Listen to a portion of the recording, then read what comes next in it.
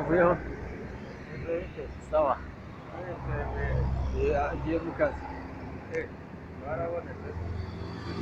birimo biraza buhoro buhoro ntabwo ari nko mu kiruhuko manukanye se mvuka mwe ngo ntajya ku kazi